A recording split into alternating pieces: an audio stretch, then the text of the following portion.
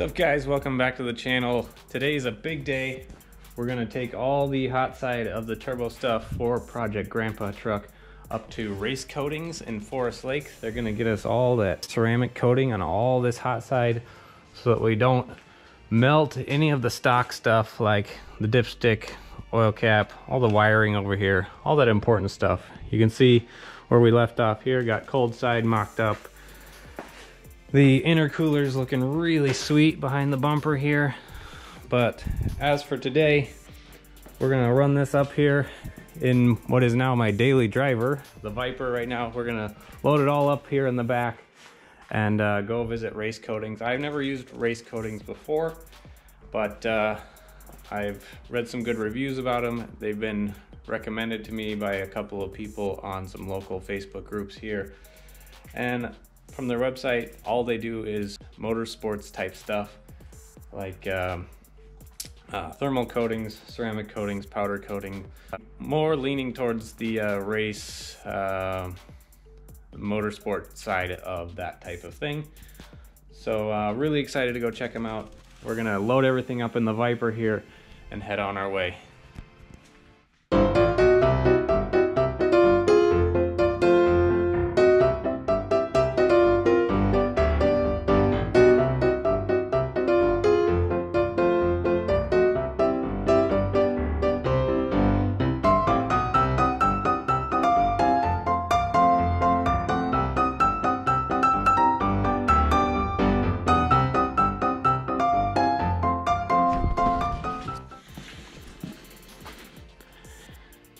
All right, there we go. All loaded up, got everything over here.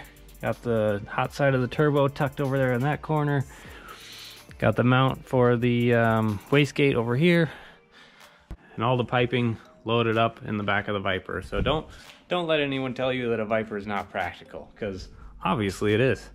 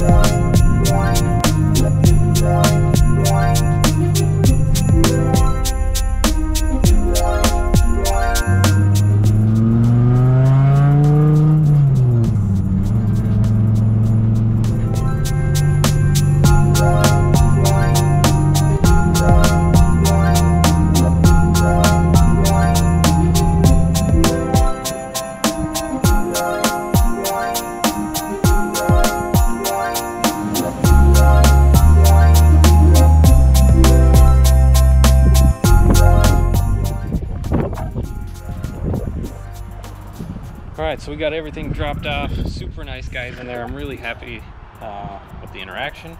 So I'm really excited to see how they turn out. I gotta go home and pick what color now. So we got a titanium color, there's a silver color, which I'm kinda nah about, and then there's of course black. So I gotta go home and decide, and you guys will see what color they turn out when it's done.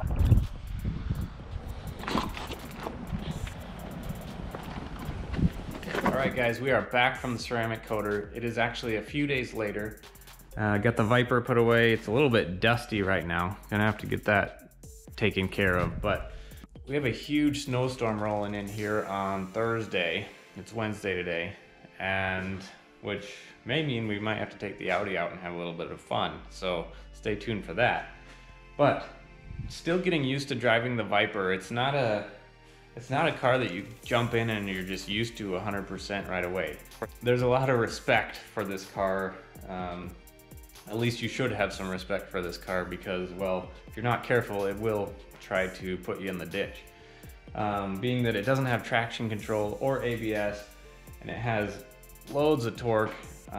It's just kind of a car that I want to very slowly get used to, make sure I kind of learn the limits slowly, just have fun with it while I'm doing it. So I've been taking it, driving it kind of every day, getting used to how it drives, how it feels, how it behaves, and I am absolutely loving it. It is about everything you'd expect it to be. It's loud, it's rough, and it is an absolute blast. So with all that being said, I want to take a second to move over to the Grandpa truck here.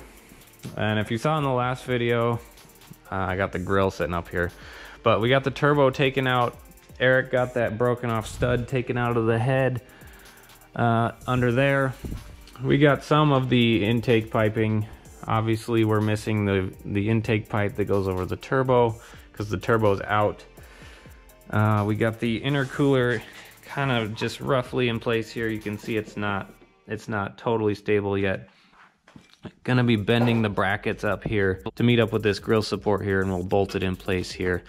So apparently I have a little bit different front end than what this particular kit was designed for, but we'll make it work. Everything's fitting really nice, but I wanted to take a second to talk about things that still need to be done to the truck that don't come with the kit. We're gonna need an upgraded fuel pump, so I'm gonna go with a Walbro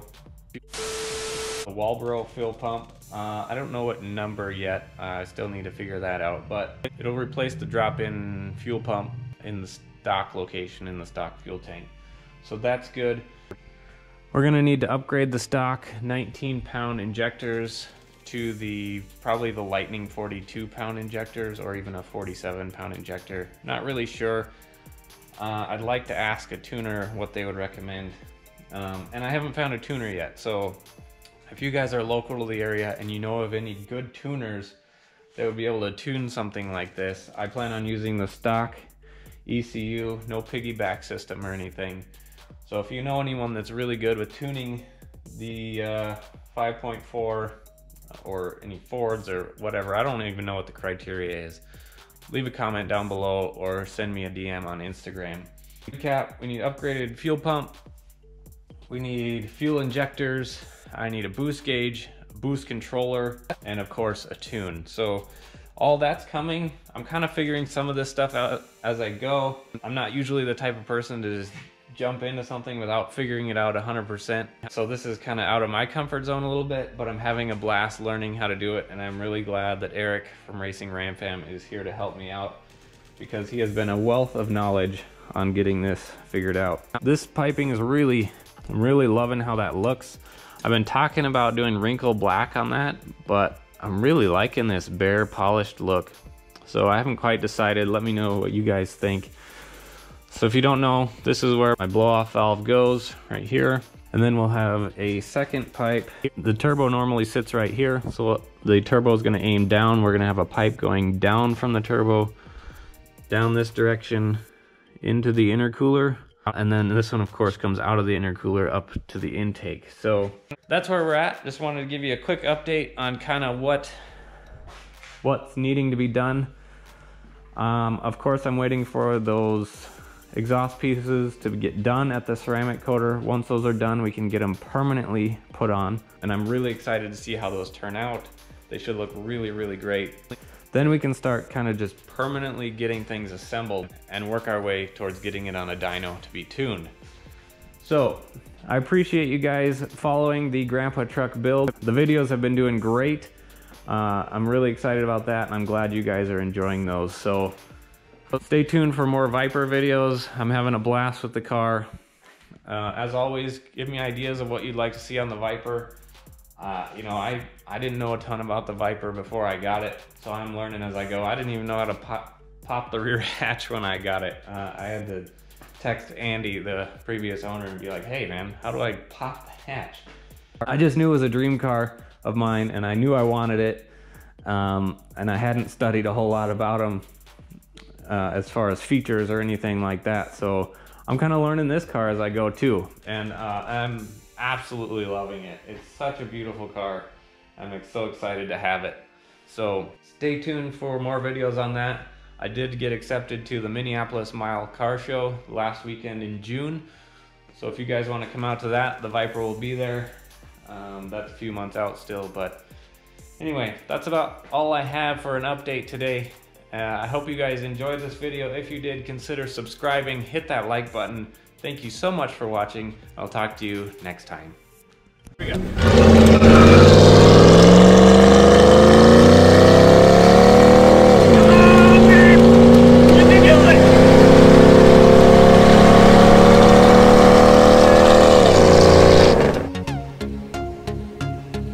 From the hot side piping to the cold side piping.